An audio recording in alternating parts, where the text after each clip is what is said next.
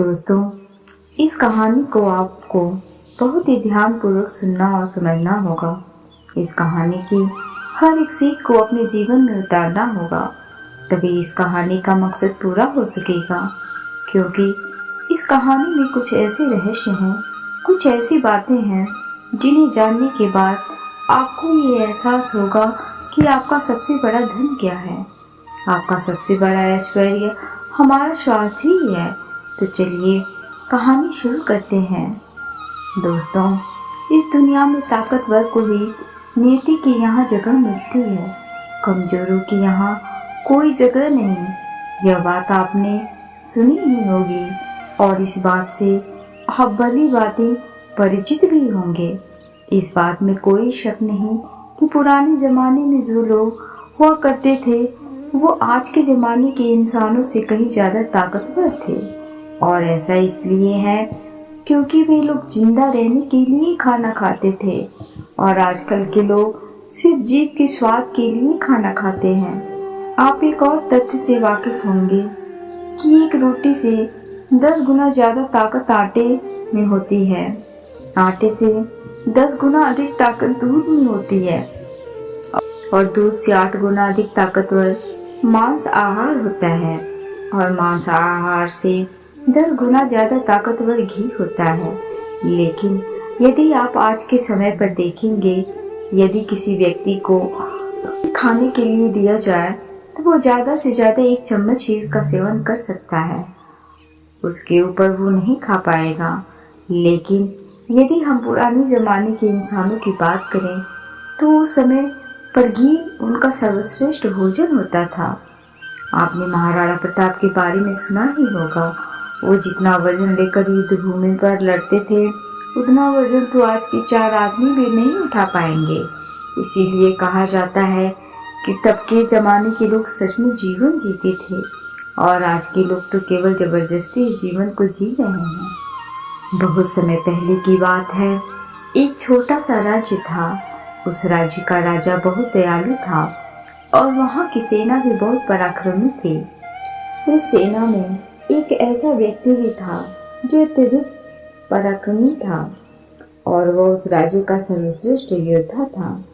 वो इतना ताकतवर था कि एक साथ वो 50 लोगों को भी परास्त कर सकता था और राजा उसके इस पराक्रम से हमेशा बहुत खुश रहते थे। जब भी उससे कोई युद्ध करने जाता तो वो पहले 100 बार सोचा करता कि क्या उससे युद्ध करना आसान है, क्या उसे हराना आसान है। हर कोई जानता था कि वो बहुत शूरवीर है, बहुत ताकतवर है, इसलिए उसे हराना लगभग असंभव था।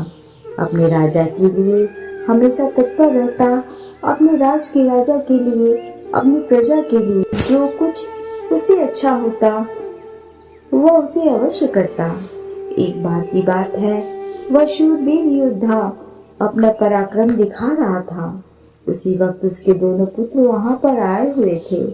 राजा ने उसके दोनों पुत्रों को देखा और राजा के मन में ये लालसा जगी, आने वाले समय में हमारे राज्य के लिए इनमें से सबसे सर्वश्रेष्ठ योद्धा कौन होगा, हमारे राज्य के लिए युद्ध कौन होगा।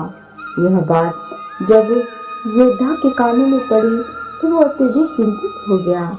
उस योद्धा के 2 पुत्र थे। जो बड़ा वाला बेटा था वो हर चीज का हुनर सीख चुका था, फिर चाहे वो तलवारबाजी हो, लोगों से बोलना हो, आग से खेलना, हर तरफ की चालबाजी से वो संपूर्ण था। उसे जो कुछ भी सिखाया जाता वो उसे सीखने में निपुण था। वो बहुत जल्द उस विद्या को, उस कला को सीख जाता था। यदि हर कोई यही कहता कि अगला योद्धा यही होगा, यही हमारे राज्य के लिए सर्वश्रेष्ठ योद्धा बन सकता है, लेकिन उस योद्धा का एक छोटा पुत्र भी था जो बहुत कमजोर था, जिससे कोई भी चीज सीखने में अत्यधिक समय लगता था और उसे देखकर कोई भी यह नहीं कहता था कि ये कभी योद्धा बन सकेगा। उसे उसके पिता ने बहुत कुछ सिखाने का प्रयास किया, लेकिन वह कभी भी कुछ सीख नहीं पाया। ना तो वह अच्छी तलवारबाजी कर पाता था, ना ही उसे एक योद्धा की तरह जीना आता था। वो हमेशा आलसियों की तरह पड़ा रहता जब भी वो योद्धा अपने दोनों पुत्रों को एक साथ देखता तो उसे बहुत चिंता होती, उसे बहुत तकलीफ होती, क्योंकि वह अपने दोनों पुत्रों को एक समान बनाना चाहता था। वो अपने दोनों पुत्रों में कोई फर्क नहीं समझता था।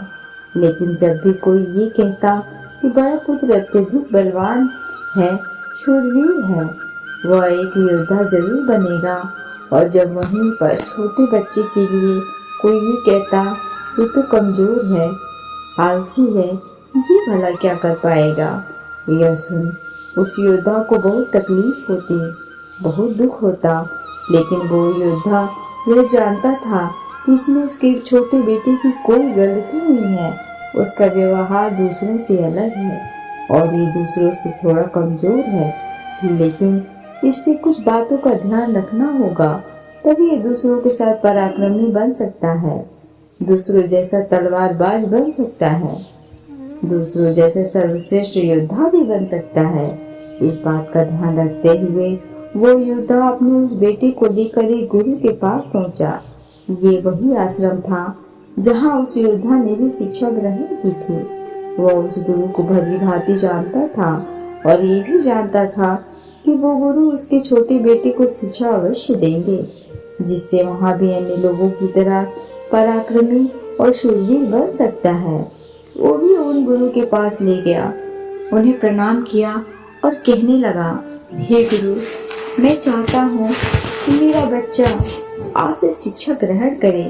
ये थोड़ा आलसी है, थोड़ा कमजोर है और ये कभी कुछ सीखना ही नहीं चाहता, जबकि मेरा बड़ा बेटा बहुत साहसी है, शूरवीर है, ताकतवर है, पराक्रमी है और इस राज्य को ऐसे ही लोगों की आवश्यकता है। लेकिन मेरा ये छोटा बेटा जो कि मेरी चिंता का कारण बना हुआ है, मैं चाहता हूँ कि ये भी पराक्रमी बने, शूरवीर बने, ताकतवर बने, ताकि इस राज्य का हर कोई इसके लिए जुड़ गए। मैंने बहुत प्रयास किए, मैंने कई तरह के उपाय भी किए ताकि वो अपने जीवन में कुछ कर सके, कुछ सीख सके, लेकिन ये कभी कुछ सीखना ही नहीं चाहता। मैं चाहता हूँ कि मेरे दोनों पुत्र एक बराबर, किसी में कोई कमी ना हो, इन दोनों को एक बराबर अधिकार मिले, लेकिन यह अपने आलस के कारण, अपनी कमजोरी के कारण हमेशा पीछे रह जाता है।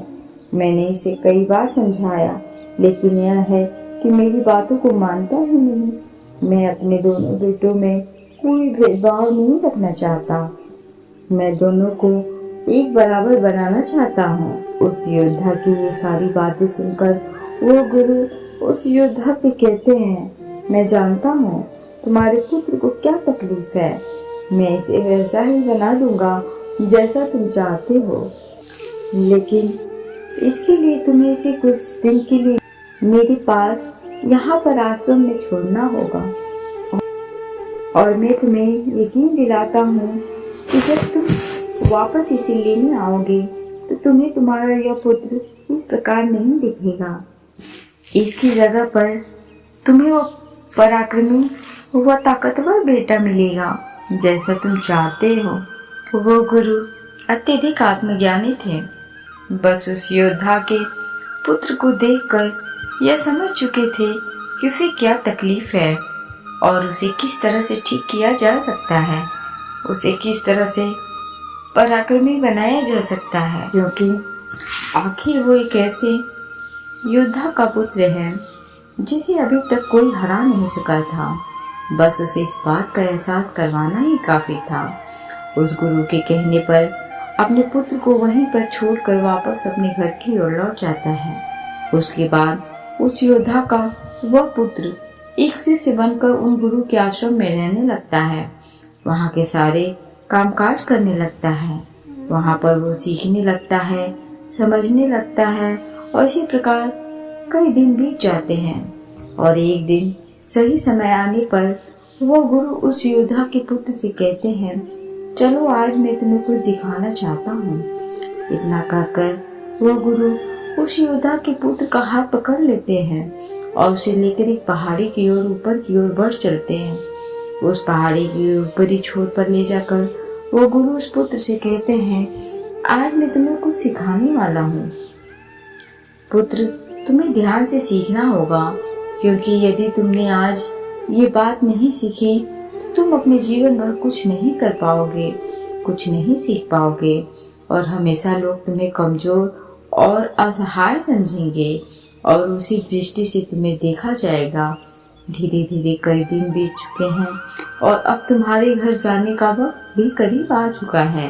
इसलिए आज मैं तुम्हें यहाँ पर लेकर आया हूँ ताकि मैं तुम्हें सिखा सकूँ, यह समझा सकूँ कि तुम इस धरती पर क्यों आए हो, तुम्हारे आने का क्या कारण है।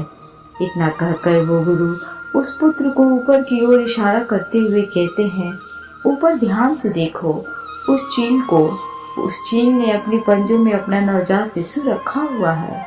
वह चील ऊपर की ओर बढ़ती चली जा रही थी, इतनी ऊंची गति कि बादलों को चीर कर ऊपर बढ़ती ही चली जाती और वहां पर जाकर वो अपने बच्चे को छोड़ दे।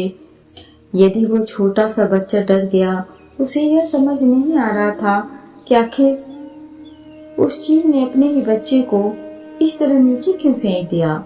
गुरु और शिष्य दोनों इस दृश्य को बड़े ही ध्यान पूर्वक देख रहे थे।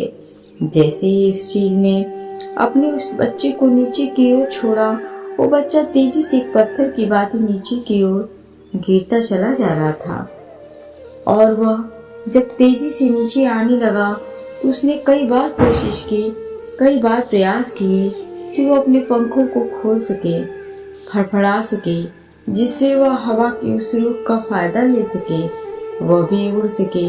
लेकिन उसके कई अथक प्रयास के बाद भी उसके पंख नहीं खुल पा रहे थे और वह एक पत्थर की भांति तेजी से नीचे गिरता चला जा रहा था।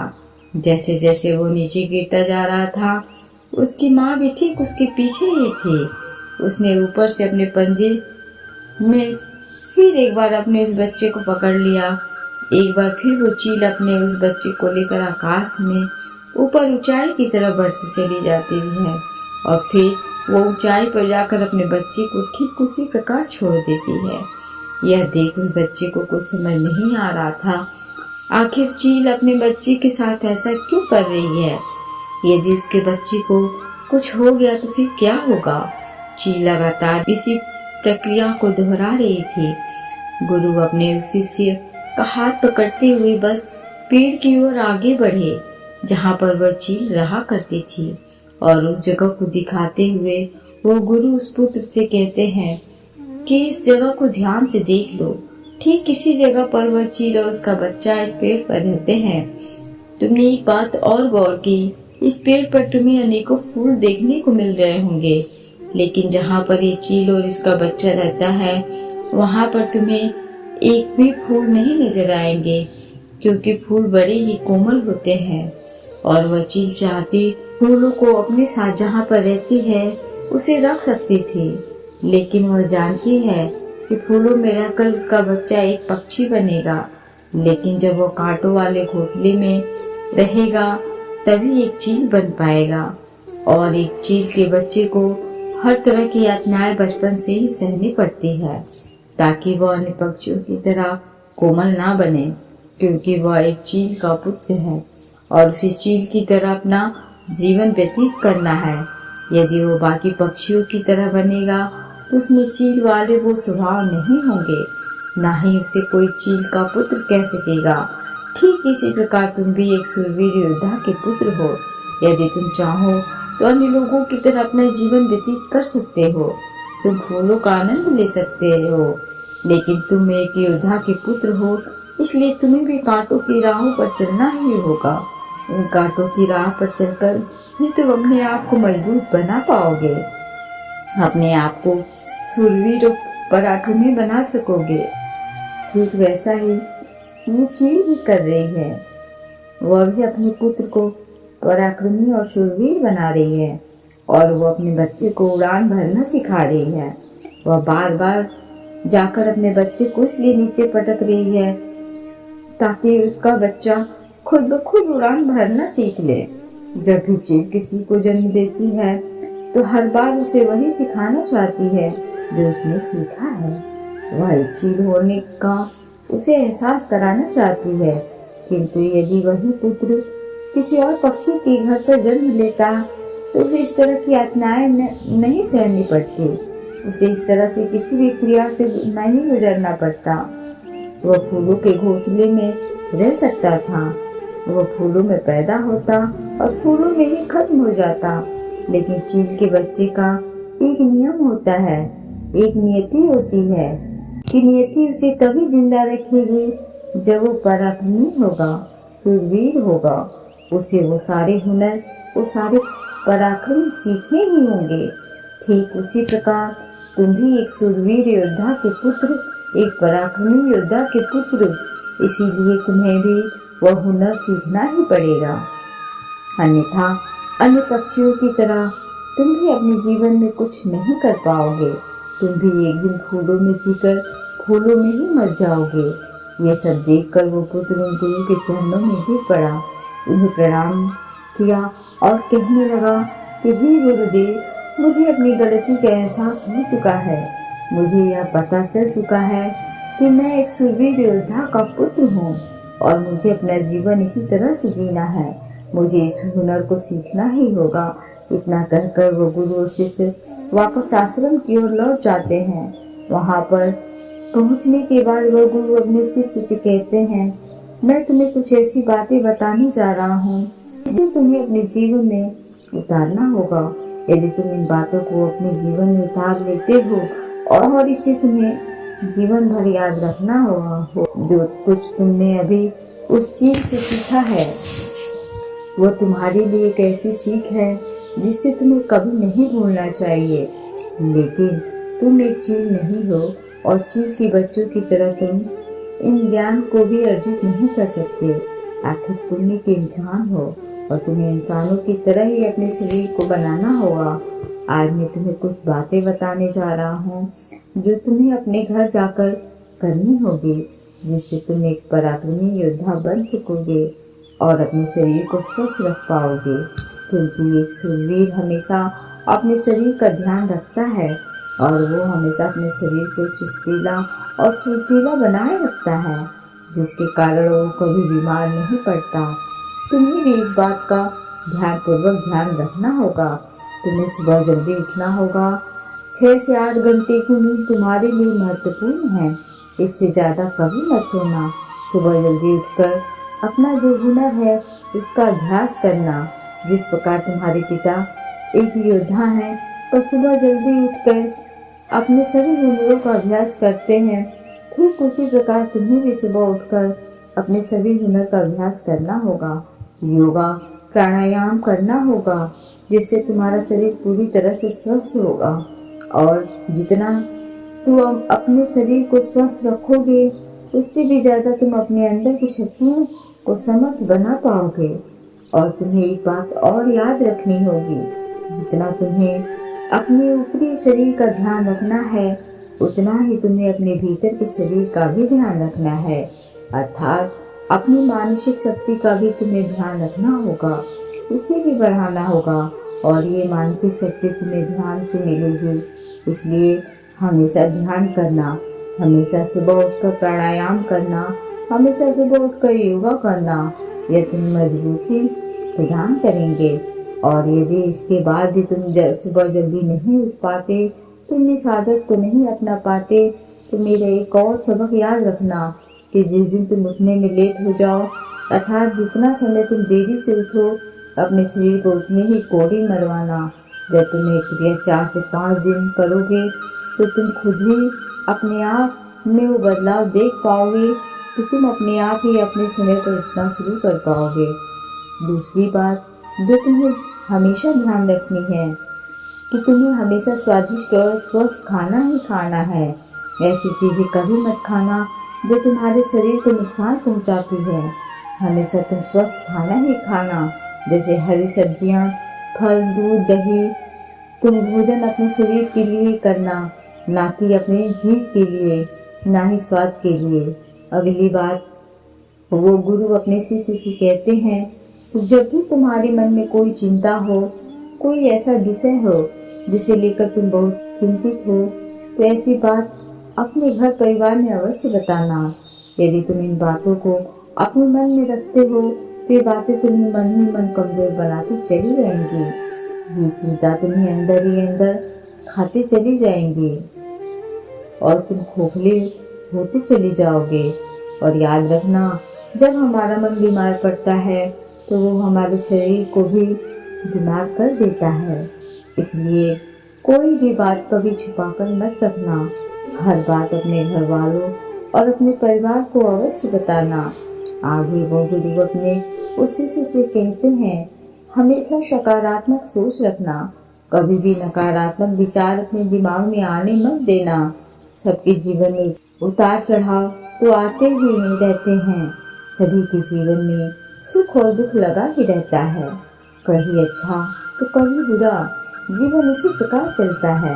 तुम्हारे जीवन में समय चाहे कैसा भी क्यों ना आए, लेकिन तुम्हें हमेशा एक सकारात्मक सोच ही अपनानी है, जिससे तुम अपने जीवन में आने वाली कठिन से कठिन परिस्थितियों का सामना हंसते हुए और बड़ी ही सरलता से उसका सामना कर सको और जीवन में आगे बढ़ पाओगे।